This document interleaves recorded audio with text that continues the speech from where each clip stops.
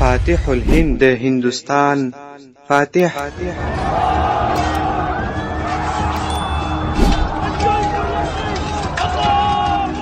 هغه د خپل خاورې سره ډیره مینه درلودله، نو ځکه یې د ډیلي تخت قبول نه کړ. هیڅ وخت نه دی و مونږ ته پیغور د لوی احمد شاه کور د لوی احمد شاه کور د وخت ډېر غدارانو هم منلی کندهار. 14مه برخه. په تېره برخه کې مو ویل چې احمدشاه هغه کلا چې ثابت خان جوړه کړې وه او پخوانی نوم یې ثابتګر و، بیا چې کله د جټانو لاس ورغلې وه نو بیا یې د رامګر په نوم باندې نومولې وه. احمدشاه دغه کلا بنده کړه. دلته نو د درجانسال په مشرۍ باندې د جټ یوه ساتونکې ډله پرته وه. دغه کلا ډېر استحکام لرونکې او مجهزه وه، خو احمدشاه ډېر ژر په دې بریالی سو چې د هغې ارتباط له دیګه کلا او بهارتپور سره پرې کړي. نو دفاع کوونکي د کومې مرستې د رسېدو څخه واټن درلودی. د بلې خوا د جمنا مخ هم د هغې پر مخ کې خنډ سو چې هغې ته څیرمه سیمې د افغاني غلچکیو ډلو لخوا نیول سوي وې. په دې ډول کلابند سوی درجانسال د یوه تړون په ترڅ کې تسلیم او رامګر احمدشاه ته وسپارل سو. دلته نجیب خان احمدشاه ته دا پیشنهاد وکړ څرنګه چې د جانکوجي او ملهار راو قدرت عملا شنډ سوی دی او دوی خپلو سیمو ته ستانه سوي دي او مخکې له دې چې دوی ته له دکن څخه نوې قوه راورسېږي او اوس دوی د احمدشاه سره د مخامخ کېدو توان نه لري، نو له دې امله به دا غوره وي چې دوبی او باراني میاشتې په کور کې تېرې کړي. نجیب ویل څرنګه چې مرهټیان لا آزاد ګرځي او په بشپړه توګه د منځه تللي نه دي، نو د ده په څېر خلکو ته به دا ګرانه وي چې په هېواد کې ژوند وکړي. د پوځ د لګښتونو د ورکړې بشپړ مسؤلیت په غاړه باندې ومنئ. دا اوازه خپره سوه چې د مرهټیانو پوځ د پیشوا د ورور ساده په مشرۍ باندې د دکن د لوري څخه را روان دی. نو د احمدشاه څخه وغوښتل سول چې خپل متحدین د دوی د دښمنانو منګولو ته خوشي نه کړي. دا خبره ومنل سوله او پرېکړه وسوه چې په علیګړ کې اردوګاه ودرول سي. احمدشاه نجیب ته هغه ټولې سیمې وبخښلې چې د خاین وزیر غازي الدین په لاس کې وې، څو د هغه د لارې څخه د افغاني پوځ لګښت په دغه سیمه کې پوره سي. احمدشاه په علیګړ کې نږدې 2 میاشتې پاته سو او کله چې باراني فصل په جولای کې د خپل زیات اورښت سره پیل سو، د خپل اردوګاه د ګنګا د لویدیځ لوري ته په انوب ښار کې پر یو جګ ځای باندې ودروله. یو خدای په دغه ټوله موده کې بیکاره ناست نه و. د ده استازي د متحدینو د موندلو لپاره په فعالیت باندې بوخت وه چې د مرهټیانو سره د راتلونکي جګړې په منظور باندې تیاری ونیول سي. د دغو متحدینو څخه یو یې شجاع الدوله و چې اداري مرکز یې لکنو ګڼل کېدی. د شمالي هند د ټولو لویانو او اشرافو څخه ستر پوځ او پیاوړې توپخانه درلودله. احمدشاه په پرله پسې توګه ملکه زماني، سردار جان خان او نجیب خان هغه ته ورولېږل. په عین حال کې مرهټیانو هم د نوموړي شجاع سره مذاکرې جاري ساتلې، خو نجیب خان په دې باندې بریالی سو چې هغه د احمدشاه لوري ته راواستوي. مرهټیان جاطلبه خلک وه. دا خیال یې درلودی چې په ټوله هند باندې واکمني او تسلط ټینګ کړي. دا احتمال موجود و چې د دراني د ویرې په له منځه تللو سره به دوی کوم وخت د دې لیوال سي چې د شجاع الدوله په سیمو باندې برید وکړي او شجاع له قدرت څخه وغورځوي. د بلې خوا احمدشاه دراني د پنجاب د گاوند ولایت پرته د نور پاته مغولي امپراتورۍ په هکله څه نقشې په فکر کې نه درلودلې. دی به کله کله د خپلو دښمنانو څخه د قسات اخیستلو او د خپل حیثیت د تامین لپاره ښکته راتلی. د احمدشاه څخه د شجاع مذهبي ویره چې دی شیعه و او احمدشاه سني، او هم د قسات له پلوه ویره د هغې مینې له مخې چې ښایي احمدشاه به د ده د پلار صفدر په باب باندې د منورپور په جګړه کې په خیال کې ساتلې وي. ډېر ژر د نجیب خان د شخصي ډاډ او تسلیت له مخې دا ویره لرې سوله او نوموړي نجیب ته د احمدشاه د خوا د یوې تودې فضرایي او هرکلي ضمانت وکړ. مازې په درخواست سره احمدشاه ژر په تحریري توګه د ده سره د یوې ښې رویې او د وزارت ژمنه تضمین کړه. ورپسې شجاع الدوله احمدشاه سره په نواب شهر کې د ده په کیمپ کې وکتله. افغاني وزیر شاه ولي خان د کیمپ څخه د ده د هرکلي لپاره د یو څو میلو په واټن کې مخ ته راغی. احمدشاه په ډېره مهربانۍ سره له ده سره ښه راغلاست وکړ او ډېر لوړ افتخاري کالي یې ده ته وبخښله او د فرزند خان لقب یې ورته ورکړ. اوس نو مخکې له دې چې د پانیپت جګړې ته داخل سو، دا باید ووایو چې مغرور جټ بیا وسلې ته لاس کړ او د خاین وزیر غازي الدین او سادات او نور ملګرو سره یې پر ډیلي باندې حمله وکړله او ډیلي یې بیرته ونیوی. او هلته امپراتور شاهجهان ثاني معزول کړ او پر ځای شاه عالم ثاني د پاچا په حیث باندې اعلان کړ او هغوی د وزارت مقام شجاع الدوله ته په دې هیله وسپارئ چې ګوندې هغه به د مرهټیانو په خوا کې ودرېږي. اوس به نو راسو د پانیپت تاریخي جګړې ته. کله چې ساده شو ډیلي ونیوی، احمد شاه دراني په انوپ شهر کې اړولې وه. د شجاع الدوله په منځګړیتوب باندې د سولې خبرې جاري وې، خو د مرهټیانو مشر د خپل بریالیتوبونو له امله د غرتوب په سبب باندې په داسې حالت کې نه و چې کوم ډول معقول شرایط ومني. دی د اکتوبر په پیل کې د ډیلي سره نږدې شاترې ته وخوځېدی، خو د جمنا د سیلابي کېدو له امله ویې نسوای کولی چې هاخوا ته پورې وځي. احمدشاه د ګنجپورا په لوټ کېدو او د خپلې خوراکي زیرمو په چور کېدو باندې خپله حوصله د لاس ورکړې وه. احمدشاه کله چې واورېدل چې ګنجپورا لوټ سوی دی، نو خپل افغاني سرداران یې راوغوښتل او هغوی یې داسې مخاطب کړه، ویل تر هغو چې زه ژوندی یم د افغانانو دغسې سپکاوی زغملی نسم. د پر رود باندې د پورې وتلو دپاره د لارې په پیدا کولو پسې افراد واستوله او د اکتوبر په 20 باندې د شمال لور ته وخوځېدی. په دیندارۍ او عبادت باندې د پخې عقیدې د درلودلو له امله د 2 ورځو روژه ونیوله او نفلونه یې وکړله.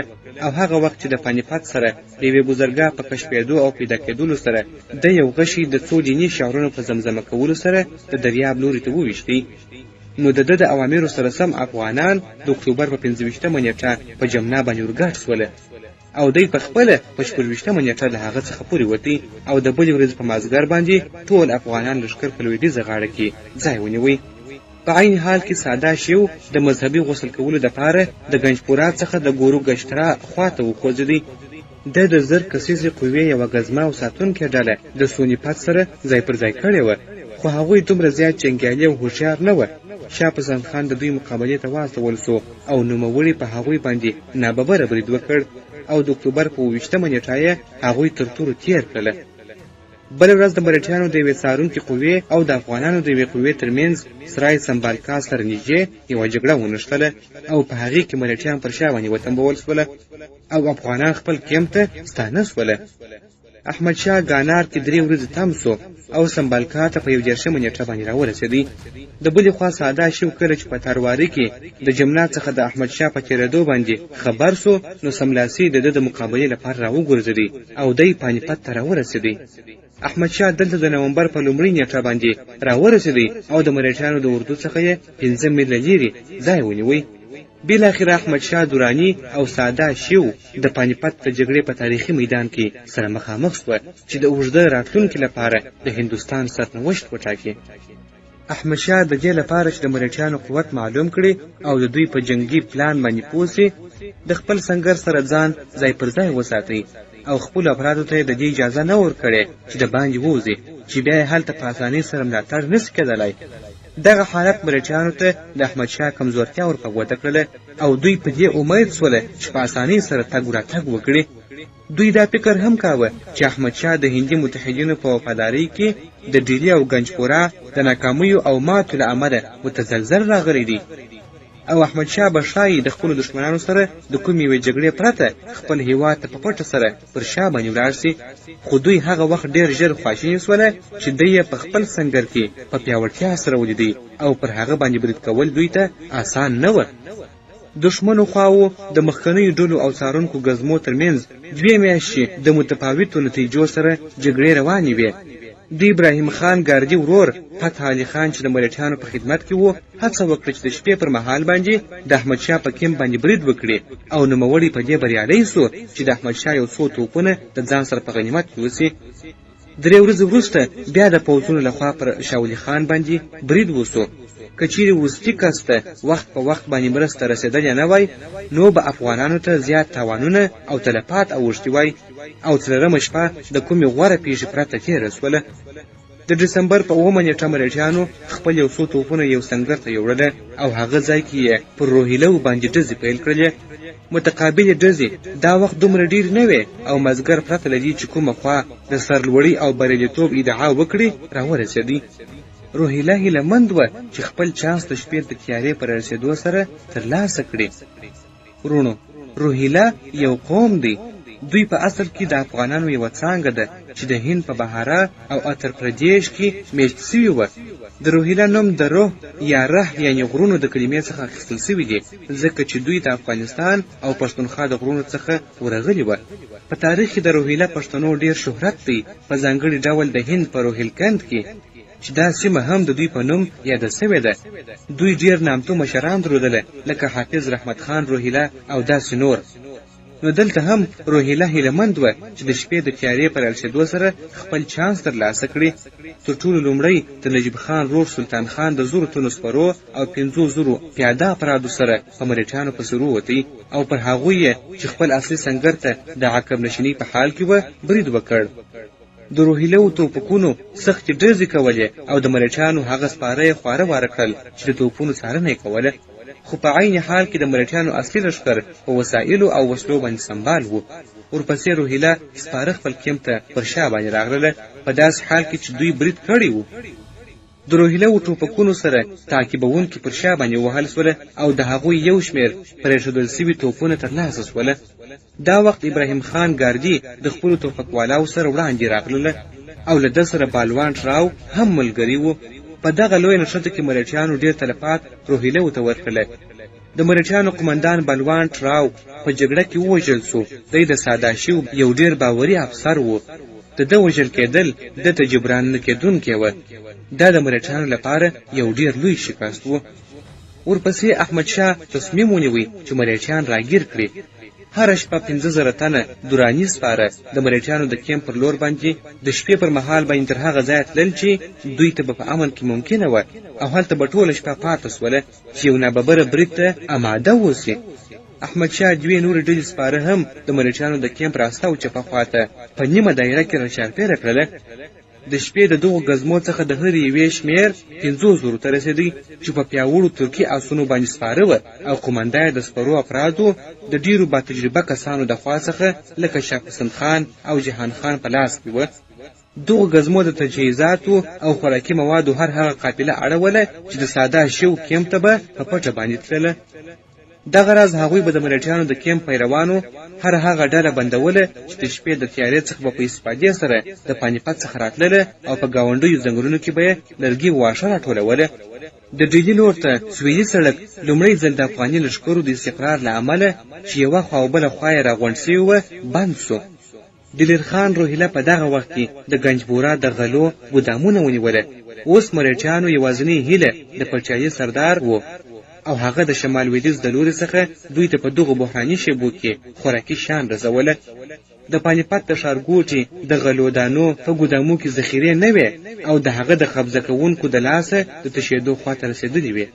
د دسمبر په 2مه اونۍ کې دا خبر راورسېدی چې د مرهټیانو یو مالیه ټولونکی ګویند بالال د خپل مرکز څخه روان سوی دی او د نجیب خان املاک یې ټول لوټ کړي دي. دا ویره موجوده وه چې نه باید د دشمن دغه حرکت به د احمدشاه په روهیله متحدینو کې ویره او ګډوډي خپره کړي او په نتیجه کې به د یو شمېر کسانو د تښتېدو سبب سي. پر دې اساس د حاجي عطا خان او کریمداد خان چې نوي د لاهور څخه رارسېدلي وه په مشرۍ باندې د نجیب په خدمت کې چې روهیله پکې شامل وه کریم خان ته لارښوونه وکړه چې د درانیانو یوه نوې 15,000 کسیزه ډله د ګویندا بالال په مقابل کې واستوي. دوی په جمله باندې ورپورې وتله او د ډیلي په حدودو کې په شهداره باندې ناببره ورښکته سوله او د دسمبر په 14 مازدیګر یې د مرهټیانو پوستې د منځه یوړلې. بل سهار هغوی په غازي آباد کې یو پوځي ډله د پښو څخه وغورځوله او بیا په ګویند بالال باندې ناببره حمله وکړله. بالال یوه یا 2 ورځې وړاندې دا ځای لوټ کړی و. مرهټیان د ستاني د کوم وړ مقاومت پرته وتښتېدله او ګویند بالال ووژل سو او د ده سر پرې او احمدشاه ته یوړل سو. په زیاته اندازه غنم او مهمات د افغانانو په لاس کې ولوېدله او د روهیله د سیمې څخه د ضروري شیانو د رارسېدو د بندولو ویره د منځه ولاړله. د دغې نیټې وروسته د احمدشاه په کیمپ کې د خوراکي شیانو د نورو لوازمو کمبود هیڅکله احساس نه سو. د ګوپال گانش باروي او کرشنانند هڅې چې غوښتل یې برید وکړي نو دوی هم شاند سوله او پر دوی باندې د شجاع الدوله د خوا څخه برید وسو او دغه لوټماران یې تیتو پاره کړله. ساده شو بهاو د خپلو افرادو یوه ټولۍ ډیلي ته ولېږله چې ناروشنګر پنډت ته د ګویندا بالال د خوا څخه 2 لک استول سوي روپۍ ترلاسه کړي. د پیسو لومړۍ برخه په خوندي توګه د مرهټیانو کیمپ ته ورسېدله خو دویمه سمدلاسه د درانیانو په لاس کې ولوېدله. نارو شنګر 1.5 لک روپۍ د پاراشیر داداجي په مشرۍ باندې 300 تنو افرادو ته وسپارلې او هر یو وطن د خپل ملا څخه 300 روپۍ وتړلې او د ځان سره یې ولېږدولې. د درانیانو څخه د بیرېدو له امله د دغو افرادو څخه 6 تنه بیرته ډیلي ته ستانه سوله او خپلې پیسې تحویل کړلې. په داسې حال کې چې پاته کسانو خپل تګ ته دوام ورکړ او د جنوري د 4 نیټې په لومړیو ساعتونو کې پانیپت ته ورسېدله. څرنګه چې شپه تپه تیاره وه نو هغوی خپله لاره ورکه کړله او د دې پر ځای چې د خپل کیمپ خواته ولاړ سي د درانیانو کیمپ چپې خواته ولاړله. دلته خپلې ژبې دوی رسوا کړله. یعنې کله چې دوی په ملیټي ژبه باندې د کوم یوه څخه پوښتنه وکړه چې دا د کوم جنرال کیمپ دی نو درانیان د دوی په ژبه باندې پوه سوله او پر هغوی یې ناببره برید وکړ او ټول کسان یې له تیغه تېر کړله. یوازې یو تن ډیلي ته وتښتېدی او هلته یې د خپلې بدمرغۍ کیسه نورو ته وکړله. اوس نو چې دغه بدمرغۍ ډېرې سولې نو دغو بدمرغیو او د احمدشاه د شپې د سختو او زرکو ګزمو د عمله چې په ملیټیانو باندې د هر لوري څخه خوراکي و ضروري مواد بند کړله، ساده شو د شوق او زور څخه وغورځوي. د په ویره او خواشینۍ سره د شجاع الدوله څخه هیله وکړه چې په هر قیمت باندې وي د ده او د احمدشاه ترمنځ د سولې لاره هواره کړي او نوموړي ته په یو سپین کاغذ کې د زعفرانو په اوبو باندې خپل لنډه کړۍ او غټه ګوته باندې مهر وکړ چې د ده د خوا د مختار وزیر په حیث باندې د اعتبارنامې په توګه یې د ځان سره ولري. ورسره یو ځای د هندوانو هغه قسمونه ولېږل چې هغوی د یوې پرېکړې په ترڅ کې په دغسې قسمونو باندې خپل قول ثابت ساتي. د احمدشاه د وزیر شاه ولي خان څخه هم وغوښتل سول چې د سولې مذاکرې وکړي، خو څرنګه چې افغانان د جهاد شوقیان وه او دا په فکر کې وه چې هر وخت موږ ملیټیانو ته ماته ورکړو نو هغوی بیا بغاوت وکړي، نو په دې اساس دوی احمدشاه و جګړې ته وهڅوي.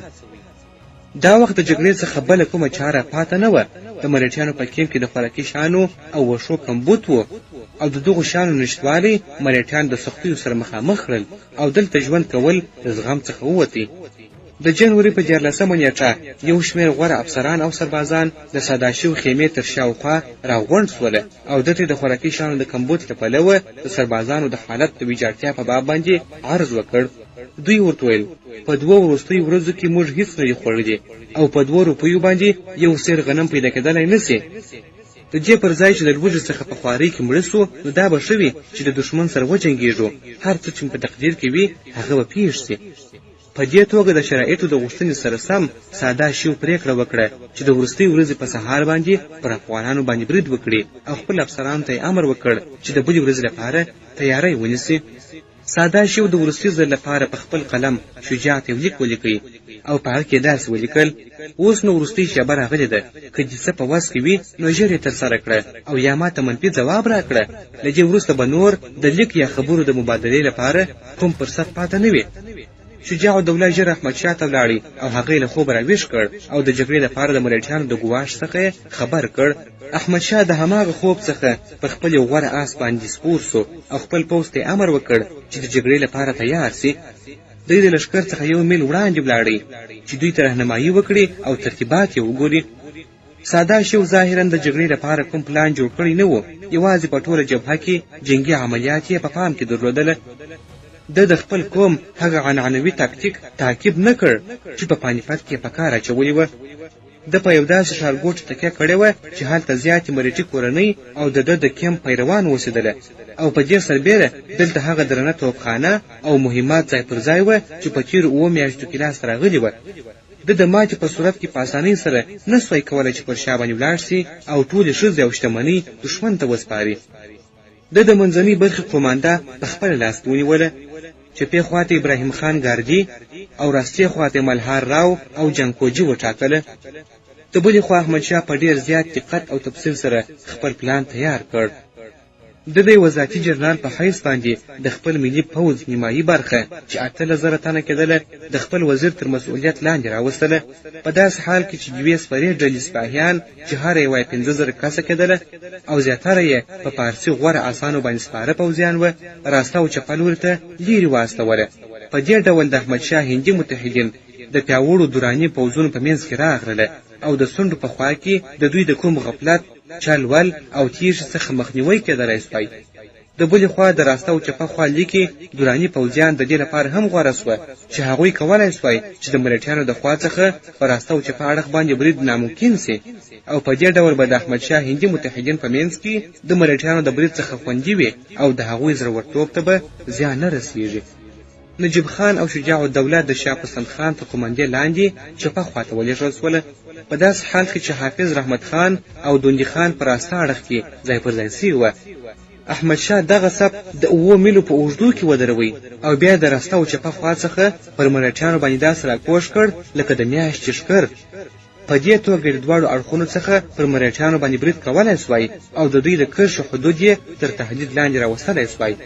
د متقابلو لښکرو ترتیب او د دوی د مربوطه قواو شمیر په داسې ډول دی: درانیان چپه اړخ ته شاه پسند خان 15,000 ټول سپاره، نجیب خان 15,000 ټول پیاده د آسونو څخه کښته سوي وه.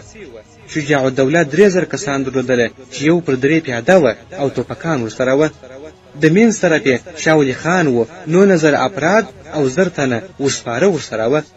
راسته اړخ ته احمد خان بنګش و چې 1000 تنه پیاده ورسره وه او حافظ رحمت خان او دوندي خان 14,000 یو پر 4 او یا له دې څخه لږ سپاره درلودله. امیر بیگ او برخوردار خان 3,000 کابلی پیاده او پارسی سپاره درلودله چې په دې حساب د احمدشاه ټول لښکر 80,000 تنو ته رسېدی.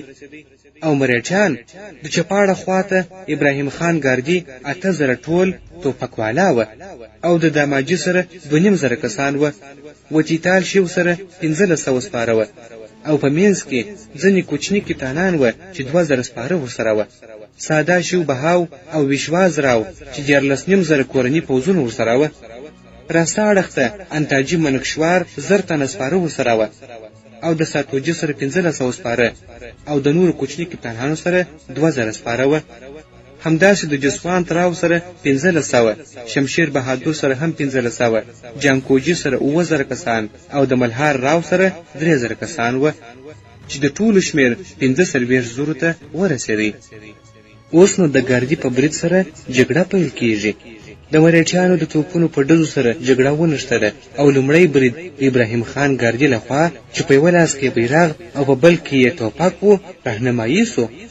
خپلو 2 ډلو جنګیالیو ته امر وکړ چې د برخوردار خان په مشرۍ باندې د افغانانو مخه وتړي او په خپله د احمدشاه د راسته اړخ په روهیله ورودانګله. جګړه ډیره سخته وه او په لومړي سر کې داسې برېښېدل چې ګوندې روهیله به تیتو پرک کړي او هغوی به پر شا باندې وتموي. خو هغه په مخامخ جګړه کې ډیر ژر خپل لوړتیا او فوقیت ته لاس ورکړ. دا وخت د شاه د لوري څخه نوې قوه راورسېدله او د ګاردي جنرالانو ماتې وخوړله او تباه سوله. داماجي کې ګوار د ابراهیم خان ملاتړ ته راغی خو په ده باندې د مقابلې شمیر خورا زیات و. د ګاردي او داماجي کسانو د افغانانو په مقابل کې جګړه ونه سوی کولی او د تیښتې لاره یې ونیوله. په دې ډول د ملټیانو د چپه اړخ برید د ماتې سره مخامخ سو. د افغانانو پر راسته اړخ باندې د ابراهیم ګاردي د برید سره سم ساده شیو بهاو د افغانانو د لښکر د منځ په برخه کې چې مشر یې شاه ولي خان و ودانګله. د دواړو خواو څخه ډزې پیل سوې. د افغانانو د سپکې توپخانې پرله پسې ډزې د مریټیانو تر درنې توپخانې ډېرې وژونکې وې ځکه د هغوی انتقال اسانه او په اغېزمنه توګه په لاس چلیدلی سوی. ورپسې ساده شو د پوځ افراد د جګړې لپاره په ګڼونکو نارو باندې راوپاروله او د شاه ولي خان په درانیانو باندې د خپل ځان د ویرې څخه ورتوی سوله. د جبهې په تیتو پرک ډلو کې یې ځانونه وردننه کړله. په افغاني لیکو کې ګډوډي راغله او د حاجي عطا خان یو شمېر افراد پر شا باندې ولاړله. شجاع الدوله نه سوی کولی چې د ګډوډ سوي منځ لور ته د مرستې لاس وغځوي. که چیرې دی دغې خواته د مرستې لپاره راغلی وای نو د جانکوجي او ملهاراو په مقابل کې چپه خوا کمزوره کېدله. سره له دې هم ساده شو د پیاوړو سپرو لښکرو د نشتوالي له امله چې ګډوډ سوي افغانان تر یرغل لاندې ونیسي او هغوی پسې واخلي ونه سوی کولی چې د دغه خپل ګټور موقف او حالت څخه استفاده وکړي. د احمدشاه افسرانو د جګړې څخه پر شا سوي افغانان بیا د جګړې لور ته راغونډ کړله او هم د احمدشاه د محافظینو لښکرو د یو کنډک په ګډون یې د کیم تکړه پوځیان راټول کړله او د شاه ولي خان د ملاتړ لپاره یې ور وړاندې کړله. دغو نوو پوځونو په ستومانه ملټیانو باندې خپل حالت ته ښه والی ورکړ او هغوی چې په غیرت راغلي وه پر شا وتمبول سوه. خو ساده شو د یو سپاهي په څیر باندې جګړې ته دوام ورکړی و. په دغه بحراني شیبه کې د پیشوا زوی د ملیټي قوې لوی قومندان په سخترینه مرحله کې د خپل ساتونکي ډلې په ملتیا باندې ورودانګله. خو دا حرکت په افغانانو باندې دومره زیات اغېزمن نه سو ځکه د دوی ځیرک احمدشاه هغوی د خپلو خدمتګارانو په درویو تازه دمو پوځي ډلو باندې ملاتړ وکړ. د خپل بادار په لارښوونه سره دوی مریچان د درو خواو څخه په تکتیک باندې راګیر کړله. یوه ډله پوځیان د رسته خوا څخه راپورته او پر دښمن یې خپل توپکان وچلوله او بله ډله د چپه اړخ څخه راووتله او پر مریچانو باندې ډزې پیل کړلې او په چټکۍ سره راسته اړخ ته ولاړله. درېیمه ډله د مخ څخه وروتله او د دښمن په مخکنۍ ډله یې اور بل کړ او بیا د شا خوا ته ولاړله. دغو حرکتونو دښمن ته د ځان د تیارولو موقع نه ورکوله. مخکې له دې چې هغوی ځان چمتو کړي دغو پوځي ډلو به خپل توپونه او توپک له ځان سره واخیستله او هماغه شان جګړه به یې تکراروله. په دغو ټولو عملیاتو سربیره مریچانو د شاه ولي خان په منځني ډګر باندې 3 واره بریدونه وکړله. خو د ده افرادو بیا خپل مورچلونه وساتله او د ډبرې په څېر یې خپل ځانونه کلک وساتله. دلته نو تقریبا پاوبالا 2 بجې وې چې د پیشوا زوی په ګولۍ باندې ولګېدی او هغه مړ سو. د ده مړینه د ساده شو لپاره یوه ډېره لویه ضربه وه. د خپل ځانګړي پیروان او په هماغه شمېر باندې د نورو د پوځونو سره د توان تر حده راټول او پر افغانانو یې د وروستي ځل لپاره ډېر کلک برید وکړ. دوی په نیزه زخمي کړل سو او پر ورانه باندې د یوې ګولۍ په لګېدو سره د آس څخه راولوېدی. په داسې حال کې چې ده د نیزې په لګولو سره تګ کاوه د 5 دراني سپرو لخوا چې غوښتل یې د ده قیمتي جواهرات او کالي وتښتوي جګړې ته اړ او راوبلل سو. ده په دغه حال کې هم برید وکړ او د هغوی د تورو تر ګزارونو لاندې ووژل سو. د ده سر پرې کړل سو او بیا یوړل سو او په دې ډول ساده شو خپل ځان د لاسه ورکړ.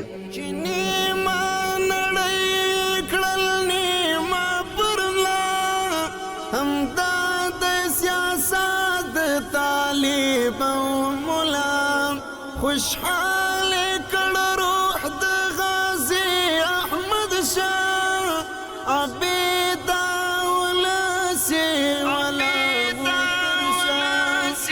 ولا ترشا د وخت د بلال خوږ اذان دی وطن شملانی د پلار د چګران دی وطن دلبر دی جگر دی جانان دی وطن امید دی ارزو دارمان دی وطن پټو می دورور دی پړو نه دمور شملانی د پلار د چګران دی وطن شملانی د پلار د چګران دی وطن